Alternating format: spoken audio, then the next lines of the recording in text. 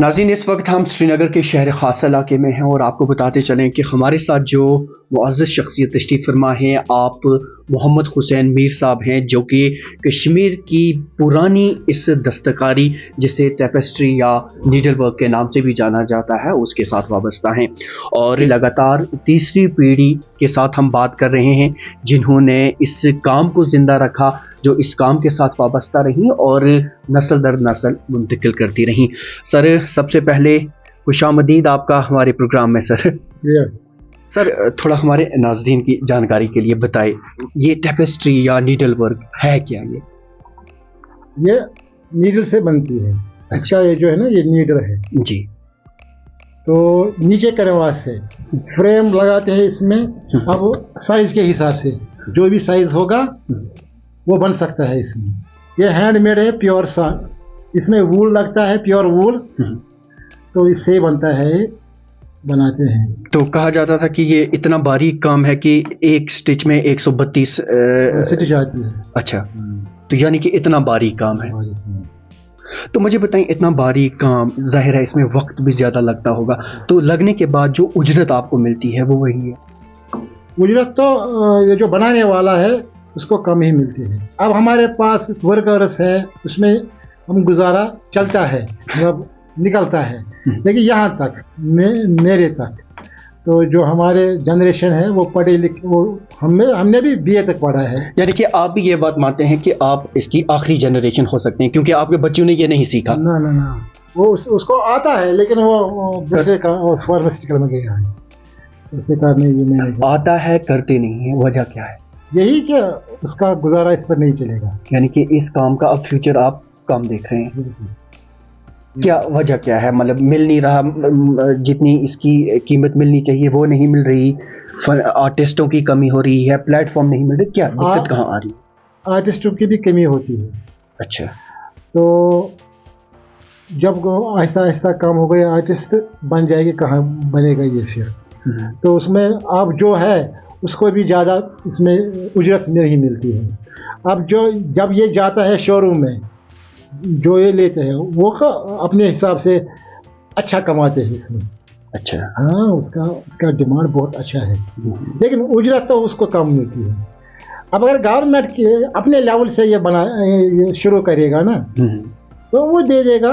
उसके पास वसाइल है, उनका डिपार्टमेंट है, ये जो गवर्नमेंट ऑफ एम्पोरियम है, बहुत बड़ा शोरूम है, हिंदुस्तान के पूरे शहरों में है।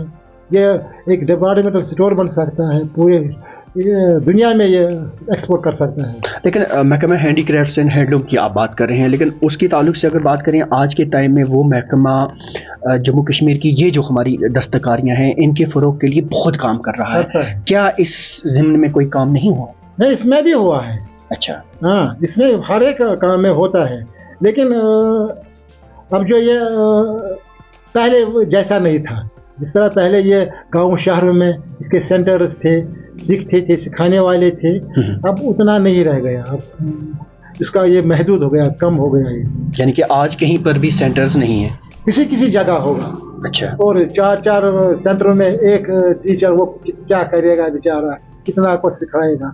उस वक्त थे पूरा एक सेंटर में 25 लड़कियां होती थी, उसमें 2 क्राफ्ट्समैन होते थे, एक असिस्टेंट था, एक क्राफ्ट्समैन था, पियोन था, बिल्कुल, और निकलता था काम बहुत। और उनकी कमाई भी ठीक होती थी? बहुत अच्छी। उसको स्टाइपेंड देता था गवर्नमेंट उनको, लड़कियों को। अच्छा, हाँ, एक साल के लिए होता था, उनको स्टाइपेंड मिलता था। इस वक्त भी मिलता है उनको, लेकिन अब इसका ये सेंटर्स कम हो गए। जब रिटायर हो गए क्राफ्ट्समैन, वहाँ पर वो इसकी कमी हो गई, और कुछ नामनासाब हालात भी आ गए जिसकी वजह से ये कम हो गए। नहीं तो ये शहर गाँव में ही बहुत बड़े। मैं भी 1-2 साल इसमें रहा, फिर मैंने छोड़ दिया, मैं अपना ही। अच्छा, आप लगातार तीसरी जनरेशन ये काम कर रहे हैं। माजी की तरफ अगर नज़र दौड़ाएं, कहा जाए एक वक्त बड़ा अरूज पे हुआ करता था जब ये काम हर जगह था। थोड़ा याद करें उस वक्त को। 95 तक, 96-7 तक था ये बहुत अरूज पर। अच्छा, बहुत ऑर्डर आते थे फॉरेन, और इस वक्त भी आते हैं, ऐसी बात नहीं है, लेकिन बनता नहीं है, कम बनता है बहुत। अब अगर बनेगा तो छोटे छोटे पीस बन जाएंगे, उस वक्त बड़े बड़े पीस बनते थे, कोई भी साइज। अब नॉर्मल कितने बनते हैं क्या साइज में? यही 2x3, 3x5, 6x4 वहां तक बन सकता है। और पहले जमाने में 10x8 बनता होगा। 10x8, 11x12, बड़े बड़े बड़े पीस हमारे पास मौजूद है घर में उसी वक्त की। अच्छा, आपकी चूंकि इसको कई शोरूम आपने मुकामी नेशनल लेवल पर भी लिए हैं, थोड़ा बताएंगे कहाँ कहाँ जाने का आपको मौका मिला और वहाँ पर कैसा रिस्पांस आपको देखने को मिला? मैं एग्जीबिशन में मिला मौका। कहाँ कहाँ पे? सब आते थे, बम्बई में गए थे हम, उस वक्त थे